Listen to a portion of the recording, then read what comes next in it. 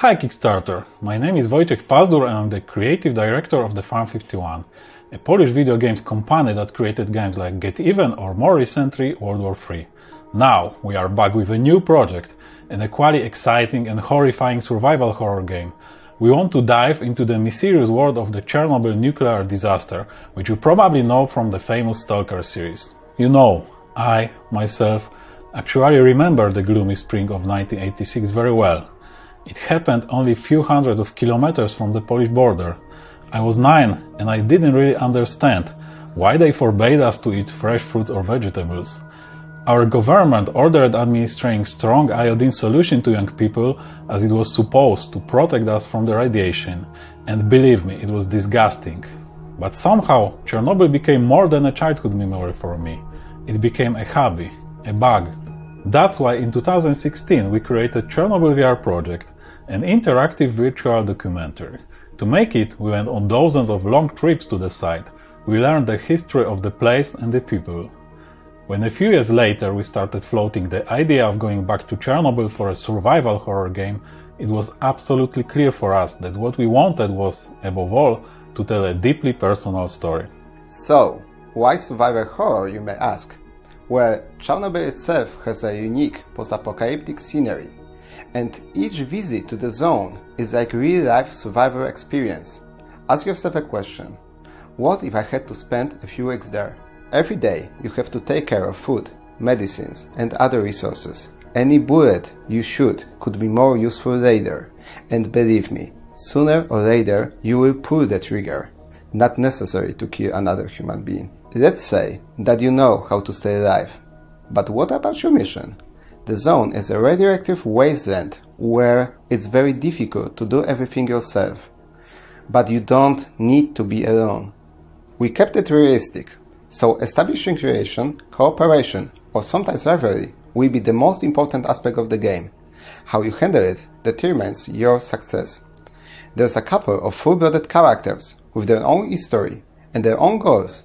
It's your choice if you want to turn them into allies or foes. Instead of linear film-like story, you have a multiple storylines where you create your own plot, which will be different and unique with each passing game. You don't get to know how it ends, you decide. Accurate recreation of the ghost town of Pripyat is a very important element of our game. To do so, we perform dozens precise photogrammetric drone scans, thanks to which we are able to recreate whole buildings in the highest quality possible. We use the technology called Reality 51 that we have been developing in our studio for the last 5 years. Being a small team with tiny budgets, we needed tools to create believable worlds and stories. And one of our obsessions was to work with real humans in real environments to make everything feel as it should be.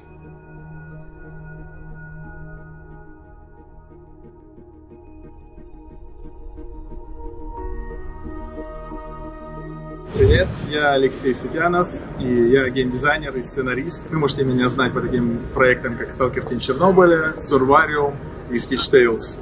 Также я очень много времени потратил, изучая психологию и психотерапию, около 9 лет. В CHERNOBYLITE я буду заниматься сюжетом, историей, персонажами, и буду при этом использовать свое знание психологии, чтобы сделать историю более глубокой, более реальной, более цепляющей. Let me introduce you to the Black Stalker. You can meet him in the game. As you can see, he found his costume comfortable, which he can thank Kasia for, because she is the person who designs and makes all the costume you can see in the game. And here is our star. Asia is our graphic designer, but at the same time she plays an essential character in Chernobylite. Hello, I'm Asia or Tatiana. I work in both as a graphic designer and one of the main characters of Chernobylite. I always wanted to visit Chernobyl, which turned out to be survival camp for me.